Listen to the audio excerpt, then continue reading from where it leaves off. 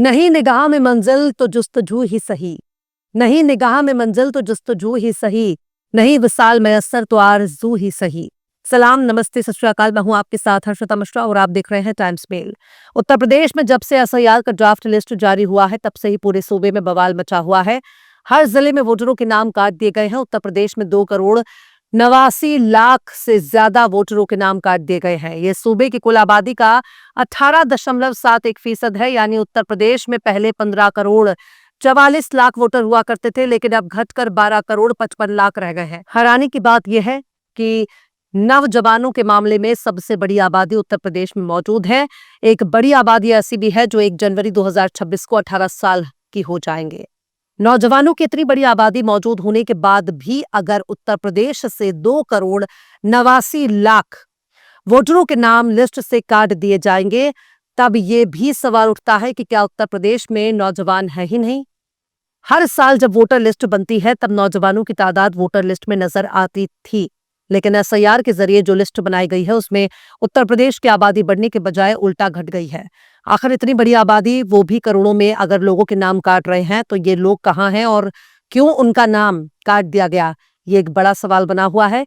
इसलिए कहा जा रहा है कि 46,23,000 मतदाताओं की मौत हो चुकी है। 2 करोड़ 17 लाख ऐसे हैं जो या तो मौजूद ही नहीं है या फिर अपनी जगह कहीं और माइग्रेशन करके चले गए हैं। वहीं दूसरी तरफ 25,47,000 से ज्यादा डुप्लीकेट रजिस्ट्रेशन बताया जा रहा है।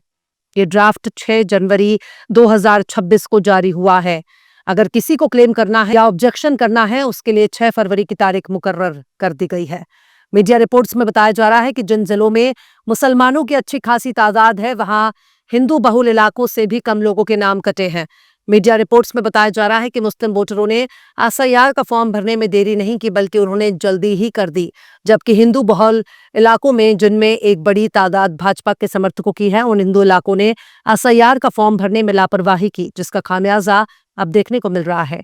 शायद यही वजह रही होगी जब योगी जी ने एसआईआर से करोड़ों लोगों के नाम काटे जाने पर नाराजगी का इजहार किया था। और गौर करने वाली बात यह है कि शहरी इलाकों में जमकर नाम काटे गए हैं।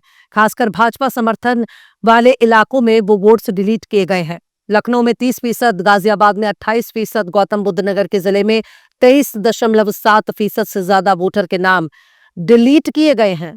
जबकि इलाकों में बीजेपी के सपोर्टर ज्यादा हैं, मुस्लिम बहुल इलाकों में रिस्पांस बेहतर रहा, इसलिए उनके वोट डिलीट कम हुए हैं। जमीनी हालात का अगर जिक्र किया जाए तो जहां जहां एसआईआर फॉर्म भरने की प्रक्रिया देखी गई, वहां वहां सियासी पार्टियों के कार्यकर्ता भी बढ़ चढ़कर लोगों के फॉर्म भर रहे थे और जांच पड़ताल के बाद ही जमा कर रहे थे। खासकर मुसलमानों में नागरिकता छिन जाने का डर ज्यादा नजर आ रहा था और इसी डर की वजह से मुसलमानों ने इस फॉर्म को भरने के लिए पूरा एक कैंपेन भी चला दिया, जबकि भारतीय जनता पार्टी ने इस और बहुत ज्यादा गौर नहीं किया। खैर, अगर किसी का नाम कट गया है तो फॉर्म 6 भर के फौरन जमा कर दिया जाए। कोशिश करें कि ऑनलाइन फॉर्म भरा जाए। फॉर्म 6 भरने के लिए ऑनलाइन सबसे बेहतर तरीका माना जाता है, क्योंकि मैनुअली फॉर्म भरने पर कोई ना कोई दिक्कत जरूर होती है। चाहे कितना ही बढ़िया तरीके से आप अपनी पूरी जानकारी साफ साफ शब्दों में लिख दें, पर जब डेटा फीडिंग की जाती है तब इलेक्शन कमीशन की तरफ से नाम, पते, जन्म तिथि में या फोटो में कोई ना कोई गड़बड़ी जरूर नजर आती है। लेकिन जब आप ऑनलाइन फॉर्म 6 के लिए एप्लीकेशन करेंगे तब जैसा आपने भरा होगा वैसा ही प्रिंट होकर आएगा, यानी इसमें गड़बड़ी के चांस बहुत कम होते हैं। तस्वीर भी बिल्कुल साफ सुथरी नजर आएगी, लिहाजा फॉर्म 6 भरने की कोशिश करें। अगर किसी को अपना नाम एसआईआर के लिस्ट में जांच करना है तो अपने इलाके के एसआईआर के लिस्ट डाउनलोड करने से पहले आप ये देख लें कि आपका नाम वोटर लिस्ट में आया या नहीं। यानी एसआईआर के बाद जो मौजूदा वोटर लिस्ट बनाई गई है, अगर उसमें आपका नाम है तो एसआईआर के लिस्ट में नाम हर हाल में होगा। लिहाजा गूगल पर इलेक्टरल सर्च लिखकर इलेक्शन कमीशन की वेबसाइट पर जाएं, वहां अपना डिटेल भरकर चेक कर लें। आप यहां मोबाइल से भी अपना नाम चेक कर सकते हैं और वोटर आईडी एपिक नंबर के जरिए भी आप अपना ब्यौरा देख सकते हैं। इसके लिए सबसे पहले आपको एक वेबसाइट पर जाना होगा। वेबसाइट का लिंक आपके स्क्रीन पर नजर आ रहा है। यहां जाने के बाद एपिक नंबर के ऑप्शन को सिलेक्ट करें, अपना एपिक नंबर दर्ज करें, कैप्चा दर्ज करें और फिर अपना डिटेल चेक कर लें। अगर नाम आ रहा है तो मुबारक हो, आपका नाम एसआईआर की लिस्ट में दर्ज है। डिटेल में जाकर आप पोलिंग बूथ नंबर, भाग संख्या और सीरियल नंबर भी देख सकते हैं और उसी के आधार पर आप इलेक्शन कमीशन की वेबसाइट से एसआईआर का इलेक्टरल डाउनलोड करके उस लिस्ट में अपना नाम देख सकते हैं। और इसी तरह परिवार का नाम भी आप देख सकते हैं। गौर करने वाली बात यह है कि अगर आप ये सोच रहे हैं कि एसआईआर की लिस्ट डाउनलोड करके कंट्रोल फाइंड के जरिए हम अपना नाम चेक कर लें, तो ऐसा होना नामुमकिन है, क्योंकि जो पीडीएफ फाइल बनाई गई है उसको कहीं से भी सिलेक्ट करके नहीं खोला जा सकता। शायद स्कैन करके अपलोड किया गया है, इसलिए एसआईआर के ड्राफ्ट लिस्ट में नाम खोजने के लिए ऑनलाइन तरीका सबसे बेहतर है। आप इसे अपने मोबाइल से भी खोज सकते हैं। खैर, जिन लोगों के नाम एसआईआर में आ चुके हैं, अगर वो चाहें तो अपने नाम में करेक्शन कर सकते हैं। कुल मकसद यही होना चाहिए कि एसआईआर की लिस्ट में अगर आपका नाम आ गया है तो आप बेफिक्र होकर तंदूरी कबाब खा सकते हैं, चिकन अंगारा भी खा सकते हैं। पर याद रखें, अगर किसी का नाम एसआईआर की लिस्ट में नहीं आया है तो 6 फरवरी तक का वक्त है।